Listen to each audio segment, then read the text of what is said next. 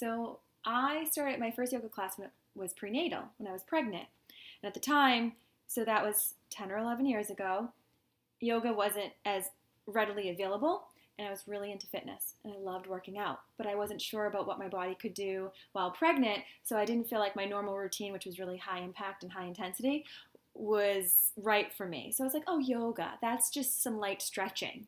I can do that while pregnant, which obviously turned out to be a lot more than just light stretching, which it did do that.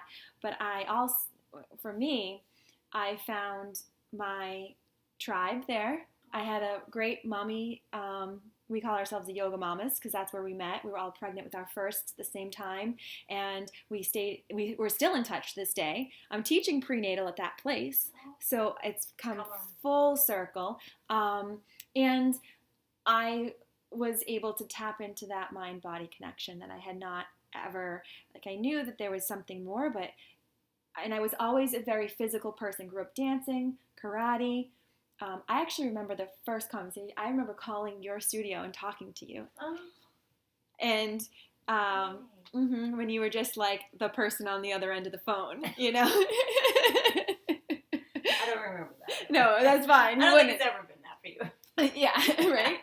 And so once I took the yoga, but just as a way of like physical exercise while I was pregnant, something like I thought I was just going to do while I was pregnant. And then after that, it was like, I have to do this. And then slowly it built up to the point where it was like, this is, I need this. So you were talking about the mind-body connection. What made it that? What made it different from exercise? Like when do you remember this precise moment that the mind-body connection happened, or a feeling that you had that the mind-body thing happened? How can you explain that to people?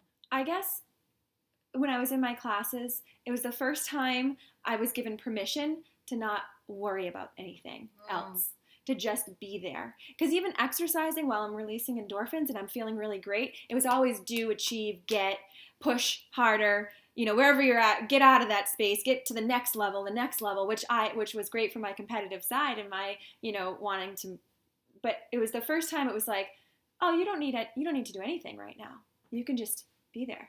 Nice. And I was like, whoa. And once I was able to drop that, it was like, it was just the first time I was really able to relax.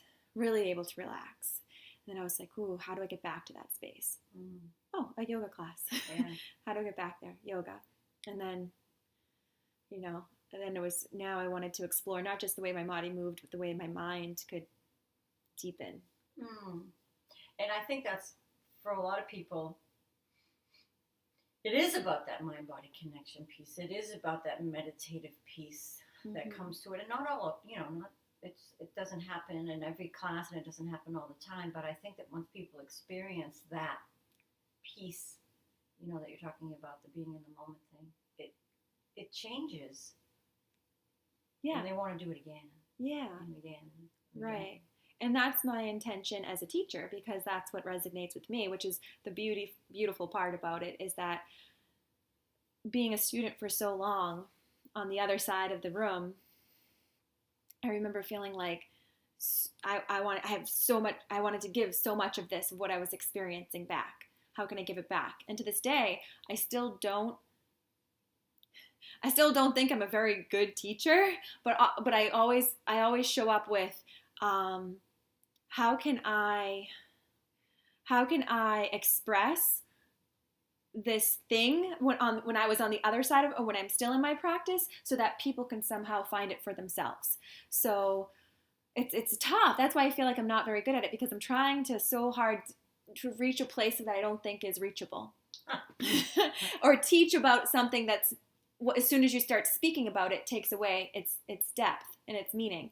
So I find that even when I'm going through my meditation, the meditation portion of the practice, I get as fully present. I touch on my awareness. I touch on my consciousness, and I search, and I just think, okay, what are the words that I can bring right now that can express what it is what's happening inside of me, so that maybe they notice that inside of them too.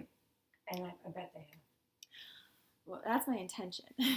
I don't know because it's deep, you know, it's a personal place. And I think that's why yoga is so beautiful, because it's like that space that you can create for yourself.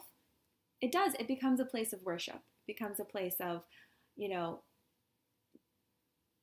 devotion to something. And there's just not a lot of that with the way the world is.